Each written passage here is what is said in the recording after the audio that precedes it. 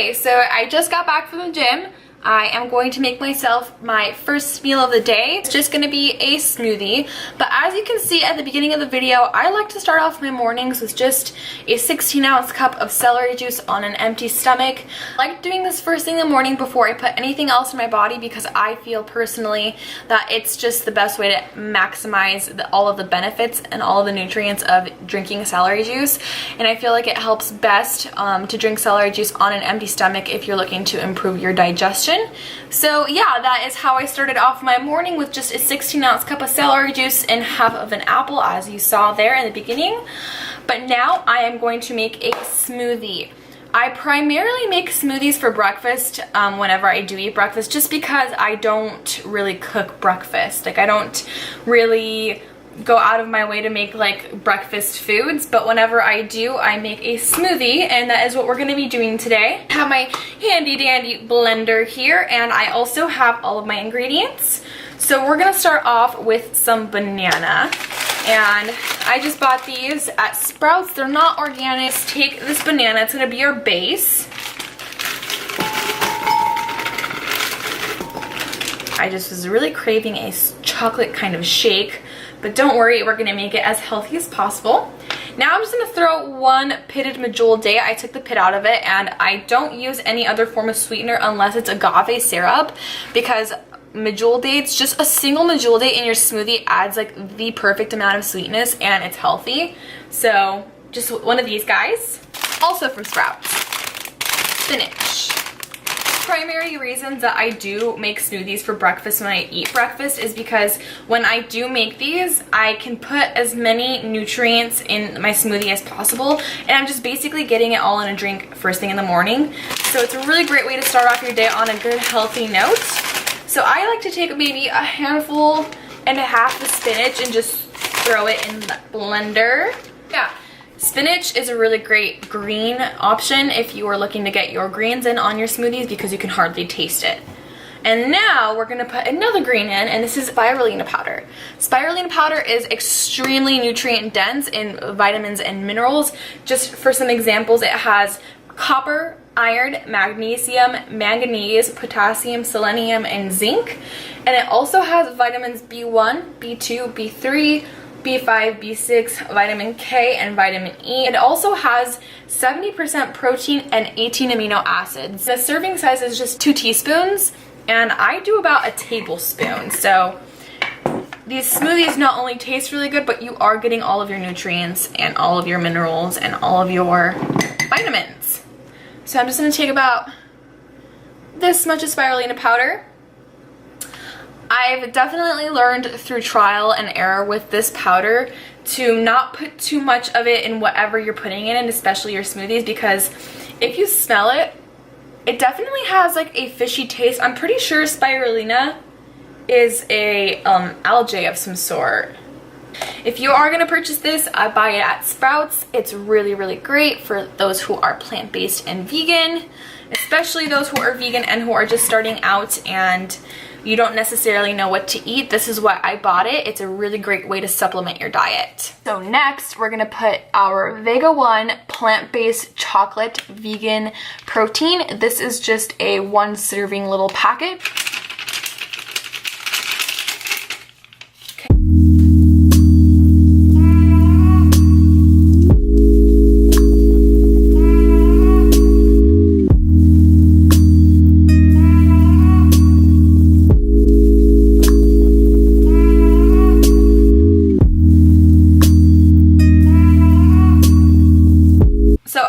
Do use almond milk, especially for a recipe like this where I'm trying to make it as like creamy and thick and like as milkshakey as possible, but I don't have my almond milk, so I'm just going to use some water.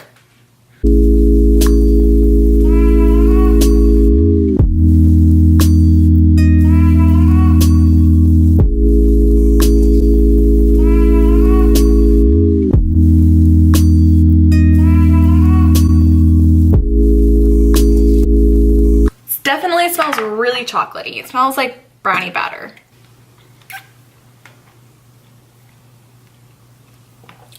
Oh my god.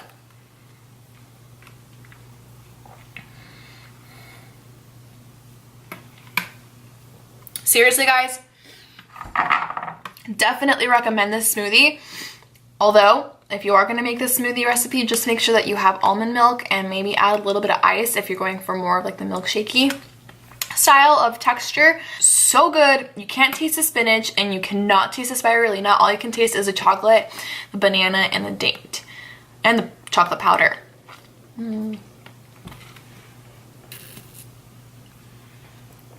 As you can see, and as I mentioned, my breakfasts always tend to be centered around drinking a smoothie in the morning, just because it's a really great way of getting all of your vitamins, all of your minerals, your spinach, your greens, all of that good stuff into one big drink. And I know that it looks like I'm serving a small glass, but I still have a lot of smoothie left in the blender. So around this time, I go ahead and I top it all off. And honestly, drinking a smoothie like this, especially if you have banana in there, it really honestly for me personally holds me over until around 1 or 2.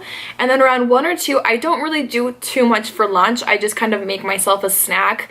And it's not just like a small snack. I guess you could count it as like a lunch, but I don't put too much effort and too much time into like making a full plate or a full meal as my lunchtime, and I kind of save that cooking aspect for dinner. So I will be showing you guys what I do for my little light lunch, I guess you could call it, or my snack around 1 or 2 in the afternoon. And then I don't cook until dinner time, and I will be showing you guys what I do for a gluten-free dinner as well. Okay, so it is about 2 in the afternoon now. I do have to head out to work very soon.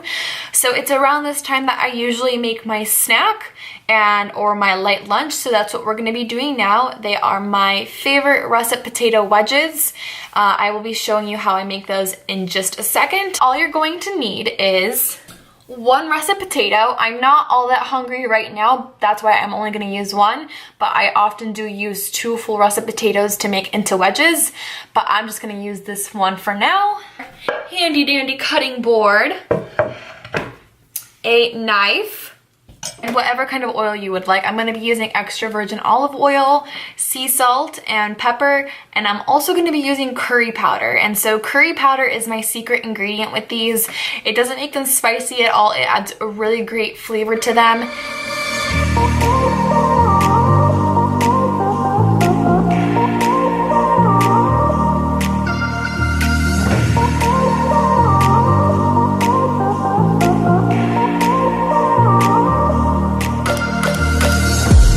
I was thinking about the day we met, when the love came rushing out and you were empty-handed, filled with regret. I was thinking about the day we met, when the love came rushing out and you were empty-handed, filled with regret. Our love is running out. Our love is running. Our love is running. Our love is running out. Our love is running.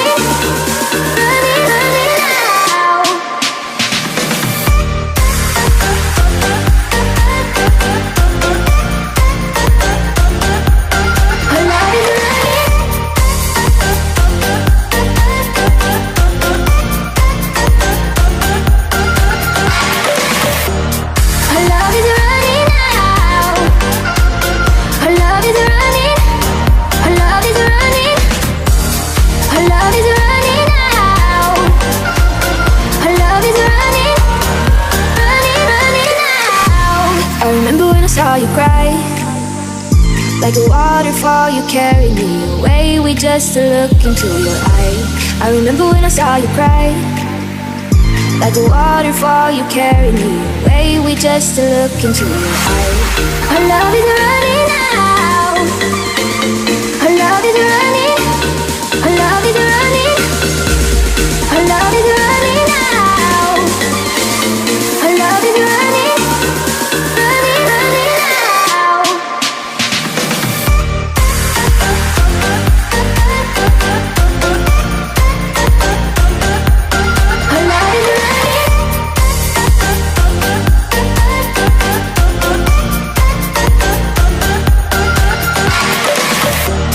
I love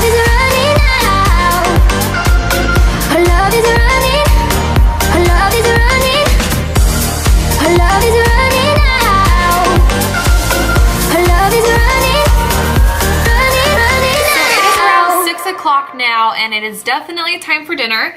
So tonight I am going to be making something that I've never made before, but it is definitely gluten-free. I do have a grain here though that I will be using, and we are going to be using white quinoa. I do have rice, but I want to see how my design or my recipe tastes with quinoa tonight. So I just have some organic white quinoa from Trader Joe's. We are going to be making a curry chicken dinner kind of dish. So I have my organic free-range chicken breast strips, also from Trader Joe's. And then I also have a Thai red curry sauce that Ryan and I absolutely love. I usually just put this with some rice and some avocado, like some sliced avocado, and it tastes good just on its own. But I was thinking that this might taste really good with some chicken breast, and then I'm also going to be doing on the side as my veggie some sauteed Brussels sprouts. I'm just going to saute these Brussels sprouts in some olive oil or some extra virgin olive oil, as well as some salt. I don't have pepper. I just use the last of my pepper for those potato wedges. But I'm going to be sauteing these, and these will be the veggies. But like I said, this is the first time I'm making this recipe, so we'll see how it turns out. Hopefully I don't butcher it, but I can't imagine that it's going to be terrible just because this stuff is so amazing. I was looking at the ingredient list though, and I realized that it actually has milk in it. I thought for some reason that it was just going to be a coconut milk because it is Thai, and Thai food usually uses coconut milk in their curries, but they do have milk in this one. Unfortunately, I try my best to stay away from dairy as much as possible, but I do eat it on occasion, so tonight is going to be one of those nights. So if you are also dairy free, this might not be a good option for you, but you can definitely find other curry sauces at any grocery store that don't have milk in them that might be just as delicious. So we are going to go ahead and get started. We are probably going to start off with, I don't know, I'm not sure if I should start with the chicken and have this like ready, because I don't have enough pans to like have both of my items cooking. Like I can't just cook both the chicken and the Brussels sprouts at the same time, so I have to pick which one I'm gonna do first. And I'm thinking I'm okay with letting the Brussels sprouts sit for a couple of minutes while I cook the chicken. So I guess we'll start off with these guys first. And so yeah, like I said, all I'm doing is going to cut these guys into little halves and pieces, and then saute them in extra virgin olive oil as well as some sea salt, and hopefully they'll turn out pretty good, but we'll see.